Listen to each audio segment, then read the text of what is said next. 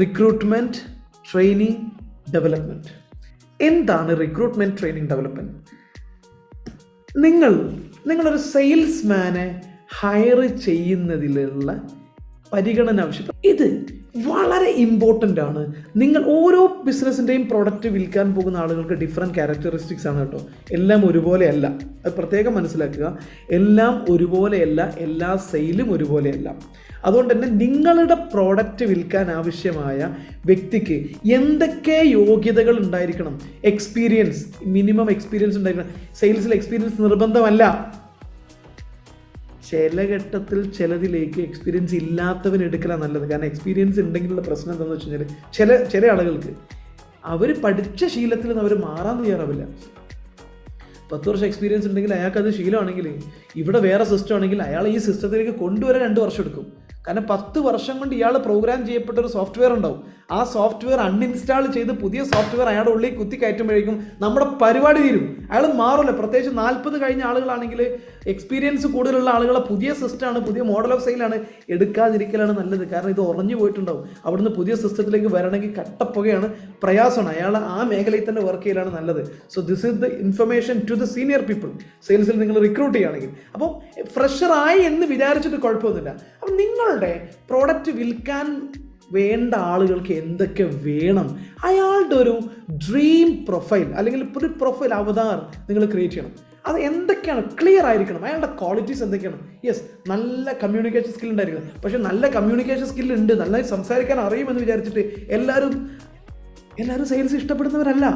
നിങ്ങൾക്ക് ഒരാൾ നന്നായിട്ട് ക്ലാസ് എടുക്കും, സൂപ്പറാണ് ക്ലാസ് എടുക്കാൻ, നന്നായിട്ട് സംസാരിക്കും ആളുകളോട് എന്ന് കരുതിയിട്ട് അയാൾ സെയിൽസ് ചെയ്യാൻ ഇതുള്ള ആളെന്നല്ല. എന്നാൽ സെയിൽസ് ചെയ്യണമെങ്കിൽ ഒരു ലെവൽ ഓഫ് മെൻ്റൽ ടഫ്നെസ് വേണം. അത് അയാൾക്കുണ്ടോ? യെസ്. കാരണം സെയിൽസ് എന്ന് പറഞ്ഞാൽ പ്രഷർ ഉണ്ടാകും. സെയിൽസ് എന്ന് പറഞ്ഞാൽ ടാർഗറ്റ് ഉണ്ടാകും. അതായത് ക്ലോക്ക് വൈസും കലണ്ടർ വൈസും സാലറി കൊടുക്കുന്നില്ല. ഇവിടെ 1-ാം തീയതി ആകുമ്പോൾ സാലറി തരുമോ? ബേസിക് സാലറി ഉണ്ടോ എന്ന് ചോദിക്കുന്ന ആളെ തന്നെ സെയിൽസിന് എടുക്കാൻ പാടില്ല. ബേസിക് സാലറി ഉണ്ടോ, ഒരു ബേസിക് ഉണ്ടോ എന്ന് ചോദിച്ചുകൊണ്ട് വരുന്ന ആളെ സെയിൽസിന് എടുക്കാൻ പാടില്ല. Is not fit to that job. Basic അല്ല സർ, എത്രയാണ് എൻ്റെ കമ്മീഷൻ എന്ന് ചോദിക്കുന്ന ടൈപ്പ് ആളുകളെയാണ് സെയിൽസിലേക്ക് വേണ്ടത്. ക്ലിയർ ആയോ? കാരണം ഇത് വേറെ മെന്റൽ ആറ്റിറ്റ്യൂഡാണ്. ഇത് സാധാരണ ജോലിക്കാരനും സെയിൽസ്മാനും തമ്മിൽ ഒത്തിരി വ്യത്യാസമുണ്ട്. ഇതൊന്നല്ല, ഡിഫറൻ്റ് ആണ്. അയാളുടെ മെന്റൽ ആറ്റിറ്റ്യൂഡ് ഡിഫറൻ്റാണ്. ചാലഞ്ച് ഇഷ്ടപ്പെടുന്ന ആളായിരിക്കണം, വെല്ലുവിളികൾ ഇഷ്ടപ്പെടുന്ന ആളായിരിക്കണം.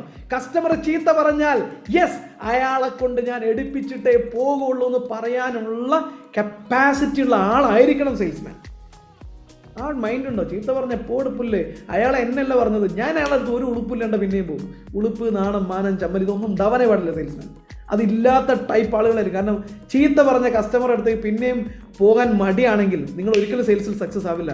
നിങ്ങളുടെ എല്ലാവരുടെയും 15 വർഷത്തെയും 20 വർഷത്തെയും എക്സ്പീരിയൻസ് നിങ്ങൾ നോക്കൂ. ആദ്യം ചീത്ത പറഞ്ഞ ആളുകളാണ് പിന്നീട് നിങ്ങൾ ഏറ്റവും നല്ല ബന്ധമുള്ള കസ്റ്റമർ ആയിട്ടുണ്ടാവുക, അല്ലേ? നല്ല ലോങ് ലാസ്റ്റിംഗ് ബന്ധമുള്ള ആളുകൾ. അപ്പോൾ നിങ്ങളുടെ സെയിൽസിലേക്ക് എടുക്കുന്ന ആളുകളുടെ പ്രൊഫൈൽ കൃത്യമായിട്ട് എന്തൊക്കെയാണ് കഴിവ് അവർക്ക് വേണ്ടത്, എന്തൊക്കെ എക്സ്പീരിയൻസ് വേണ്ടത്, എന്തൊക്കെയാണ് ഐഡൻറ്റിഫൈ ചെയ്യേണ്ടത്, കീ കോമ്പിറ്റൻസീസ് എന്തൊക്കെയാണ്, ക്വാളിഫിക്കേഷൻ വേണോ വേണ്ടേ. ഇപ്പോൾ ടെക്നിക്കലായിട്ടുള്ള പ്രോഡക്റ്റ് നിങ്ങൾ എഞ്ചിനീയറിംഗ് റിലേറ്റഡ് അത് വിൽക്കുന്ന സമയത്ത് ആ മേഖലയിൽ ടെക്നിക്കൽ എക്സ്പീരിയൻസ് ഉണ്ടെങ്കിൽ നല്ലതാണ്. കുറച്ചും കൂടെ ആധികാരികമായിട്ട് കമ്മ്യൂണിക്കേറ്റ് ചെയ്യാൻ പറ്റും. പക്ഷേ ടെക്നിക്കൽ നോളജ് മാത്രം മതിയാവില്ല. സെയിൽസ്മാൻ, ഞാൻ പറഞ്ഞു, ഒരു ഹാഫ് ഓൺട്രപ്രണറാണ് ഒരു സെയിൽസ്മാൻ. Half ഓൺട്രപ്രണറാണ് salesman. അതായത് ഒരു ബിസിനസ്സുകാരന് പ്രോഫിറ്റ് കിട്ടുന്നു, സെയിൽസ്മാന് കമ്മീഷൻ കിട്ടുന്നു. ചെയ്യുന്ന ജോലിയുടെയും ചെയ്യുന്ന ബിസിനസ്സിൻ്റെയും പ്രപ്പോർഷനേറ്റ് ആയിട്ടാണ് കിട്ടുക. രണ്ടുപേരും കസ്റ്റമറെ കാണണം, രണ്ടുപേരും ഡെവലപ്മെന്റിനെ കുറിച്ച് തന്നെ ചിന്തിക്കണം, രണ്ടുപേരും ഒബ്ജക്ഷൻ ഹാൻഡിൽ ചെയ്യണം, രണ്ടുപേരും പ്രസന്റ് ഹാൻഡിൽ ചെയ്യണം. So half entrepreneur without investment. അത് ഒരു സെയിൽസ്മാൻ എന്ന് പറയുന്ന ഒരു ഓൺട്രപ്രണർ ആണ്. ഇൻവെസ്റ്റ്മെന്റ് ഇല്ലാത്ത ഓൺട്രപ്രണർഷിപ്പാണ് സെയിൽസ്. അപ്പോൾ ഒരു ഓൺട്രപ്രണർ അനുഭവിക്കേണ്ട പ്രശ്നങ്ങളും പ്രഷറുകളും ചാലഞ്ചുകളും ഫ്യൂച്ചർ അതുപോലെ തന്നെ ബെനിഫിറ്റും എല്ലാം ഒരു സെയിൽസ്മാനും ഉണ്ട്. അപ്പോൾ ഒരു ഓൺട്രപ്രണർ മെൻറ്റാലിറ്റി ഉള്ള, റെസ്പോൺസിബിലിറ്റി ഏറ്റെടുക്കാൻ തയ്യാറുള്ള, അതായത് ചാലഞ്ച് ഏറ്റെടുക്കാൻ തയ്യാറുള്ള, വെല്ലുവിളി ഏറ്റെടുക്കാൻ തയ്യാറുള്ള മനോഭാവമാണ് ഒരു സെയിൽസ്മാൻ്റെ ആദ്യത്തെ ക്യാരക്ടറിസ്റ്റിക്സ്. എൻ്റെ കൂടെ എക്സ്പീരിയൻസ്, പ്രോഡക്റ്റ് നോളജ് ഒക്കെ ആഡ് ആണ്. ഇതെല്ലാം ഉണ്ടായിട്ട് മനോഭാവം, സെയിൽസ്മാന് വേണ്ട മനോഭാവം ഇല്ലെങ്കിൽ ഈസ് വേസ്റ്റ്. ക്ലിയർ ആയോ? സോ ആ ഒരു പ്രൊഫൈൽ ക്ലാരിറ്റി നിങ്ങൾക്ക് ഉണ്ടായിരിക്കണം. പിന്നെയോ കൃത്യമായിട്ടൊരു സെലക്ഷൻ പ്രോസസ്സ് ആദ്യം ഡിഫൈൻ ചെയ്യണം. എത്ര ലെവൽ ഓഫ് ഇൻ്റർവ്യൂസ് വേണം, ഓരോ ലെവലിലും ഓരോരുത്തരും എന്താണ് ടെസ്റ്റ് ചെയ്യാൻ.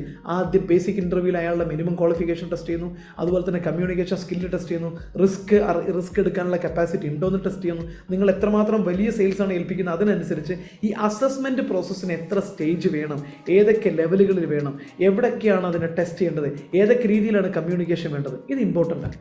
അതോടൊപ്പം തന്നെ മൂന്നാമത്തെ നിങ്ങൾ ഇതിനകത്ത് സ്ട്രാറ്റജി അല്ല, ഇംപ്ലിമെൻറ്റേഷൻ സെലക്ഷൻ പ്രോസസ്സ് ഡിഫൈൻ ചെയ്തിരിക്കണം. പിന്നെയോ കോമ്പൻസേഷൻ ആൻഡ് ഇൻസെൻറ്റീവ് പ്ലാൻ ചെയ്തിരിക്കണം. മാർക്കറ്റിലുള്ള ഈ സെഗ്മെൻറ്റിൽ വർക്ക് ചെയ്യുന്ന കോമ്പിറ്റൻ്റ് ആയിട്ടുള്ള ഒരു ഇൻസെൻറ്റീവും കോമ്പൻസേഷൻ സ്കീമും നിങ്ങൾക്ക് ഉണ്ടായിരിക്കണം. നല്ല സെയിൽസ്മാൻമാർ, പാഷനേറ്റ്, 2 ടൈപ്പ് ആളുകളുണ്ട്. നിങ്ങൾ നല്ല സെയിൽസ്മാൻമാർ നിങ്ങളെ കൂടെ നിൽക്കണമെങ്കിൽ ഒന്നുകിൽ നിങ്ങളെ സ്ഥാപനം അതിനനുസരിച്ച് വളരണം, അല്ലെങ്കിൽ അയാൾ വളരണം. ചില നല്ല സെയിൽസ്മാൻമാർ നന്നായിട്ട് വർക്ക് ചെയ്യും, പക്ഷേ ബെനിഫിറ്റ് ഇല്ലെങ്കിൽ അവർ വിട്ടുപോകും. സോ നിങ്ങൾ സെയിൽസ് റവന്യൂ കൊണ്ടുവരുന്ന ആൾക്കാരാണ്. അക്കൗണ്ടൻറ്റിൻ്റെയും മറ്റുള്ളവരൊക്കെ ശമ്പളം കൂട്ടും. സെയിൽസ്മാൻ എപ്പോഴും ഇൻസെൻറ്റീവ് സ്കീം, അവന് ശമ്പളം ഒന്നും കൊടുക്കണം, പക്ഷേ ഇൻസെൻറ്റീവ് സ്കീം കൊടുത്തിരിക്കണം. കാരണം അയാളാണ് കറവ പശു, അയാളാണ് മിൽക്ക് പ്രൊഡ്യൂസ് ചെയ്യുന്ന നമ്മുടെ cow. So give him more money, more incentive. കാരണം അയാൾ ചോദിക്കുന്ന അയാൾ കൊണ്ടുവന്നതിൻ്റെ പെർസെൻറ്റേജ് അല്ലേ, വെറുതെ ഇരിക്കുന്നതിൻ്റെ പെർസെൻറ്റേജ് അല്ലല്ലോ. സോ അട്രാക്റ്റീവായിട്ടുള്ള ഇൻസെൻറ്റീവ് പാക്കേജുകൾ ഉണ്ടായിരിക്കണം. അയാൾക്കത് ലൈഫ് സെക്യൂർ ആവാനും ഇവിടെ നിന്ന് കഴിഞ്ഞാൽ ഈ സെയിൽസിന് വേണ്ടി പണിയെടുത്ത് കഴിഞ്ഞാൽ ഇമ്പോർട്ടൻ്റ് ആയിട്ടുള്ള കാര്യം. അതോടൊപ്പം തന്നെ നിങ്ങൾ ഡെവലപ്പ് ചെയ്യേണ്ടത്. രണ്ടാമത്താണ് ട്രെയിനിങ് ആൻഡ് ഡെവലപ്മെൻറ്റ്. ഒന്ന് റിക്രൂട്ട്മെൻറ്റിനെ കുറിച്ച് നമ്മൾ പറഞ്ഞു, ആ സെക്കൻഡ് പ്രോസസ്സിൽ സ്റ്റേജിൽ സ്ട്രാറ്റജിയിൽ. രണ്ടാമത്താണ് training and development. Mind set develop ചെയ്യുക എന്നുള്ളത് വളരെ പ്രധാനമാണ്. നിങ്ങളുടെ കൂടെ വർക്ക് ചെയ്യുന്ന ഒരു സെയിൽസ്മാനെ നിങ്ങൾ ഡെവലപ്പ് ചെയ്യേണ്ടത് $1 മില്യൺ സെയിൽസ്മാനായിട്ട്, അല്ലാതെ ജീവിക്കാൻ വേണ്ടിയിട്ട് ആവറേജ് ജീവിക്കാൻ. യെസ്, നിങ്ങൾ എത്രയാണ് ആവറേജ് ശമ്പളം പ്രതീക്ഷിക്കുന്നത്? ശമ്പളം ഒരു 25-30. അത് ചോദിച്ചു വരുന്നവരെ സെയിൽസിൽ എടുക്കരുത്. 25-30 ചോദിക്ക് വരികയും 25-30 എക്സ്പെക്ട് ചെയ്യുന്ന ഒരാളെ നിങ്ങൾക്ക് സെയിൽസ് കിട്ടിയിട്ട് കാര്യമില്ല ബായ്. അയാളെ കൊണ്ട് ഒരു പരിധി വിട്ട് ചെയ്യില്ല, കാലാകാലം സർവൈവറാണ്, ഒരു പരിധി വിട്ട് ബിസിനസ് ചെയ്യില്ല. അതായത് മൈൻഡ് സെറ്റ്. അല്ലെങ്കിൽ നിങ്ങൾ എന്താണ് അത് ഡെവലപ്പ് ചെയ്തിട്ട് യെസ് എനിക്കൊരു മിനിമം ഒരു 2 lakh അല്ലെങ്കിൽ 3 lakh 5 lakh ഒരു എബോവ് ആവറേജ് ഡ്രീം ഉള്ള ആളെയാണ് നമുക്ക് സെയിൽസ് കിട്ടിയിട്ട് കാര്യമുള്ളൂ. കാരണം അവരാണ് വലിയ ഡ്രീം കാണുകയും വലിയ രീതിയിൽ വോള്യൂം ചെയ്യുകയും ചെയ്യുക. ആവറേജുകാരനെ കിട്ടിയിട്ട് കാര്യമില്ല, നിങ്ങളുടെ ബിസിനസ് ആവറേജ് ആയി പോകും. സോ അപ്പം വലിയ സ്വപ്നം ഉണ്ടാകാൻ നിങ്ങൾ അവരെ ട്രെയിൻ ചെയ്യണം. മൈൻഡ് സെറ്റ് വലുതാക്കാൻ ട്രെയിൻ ചെയ്യണം. അതായത് ഞാൻ എപ്പോഴും പറയാറുണ്ട്, 100 രൂപയുടെ പ്രോഡക്റ്റ് 10 രൂപയ്ക്ക് കമ്മീഷനോ പ്രോഫിറ്റോ വാങ്ങി വിൽക്കുന്ന ആളും 100 കോടിയുടെ പ്രോഡക്റ്റോ പ്രോജക്റ്റോ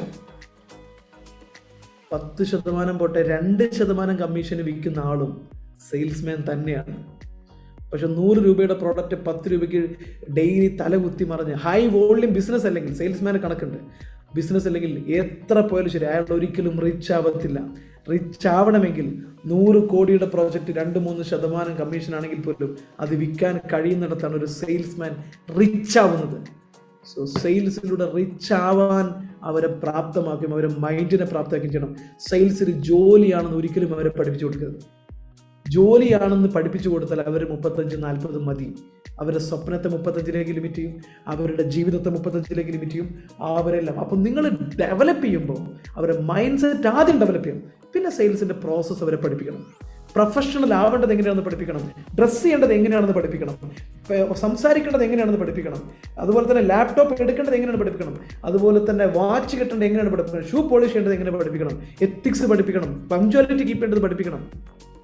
ഇതെല്ലാം പഠിപ്പിക്കണം.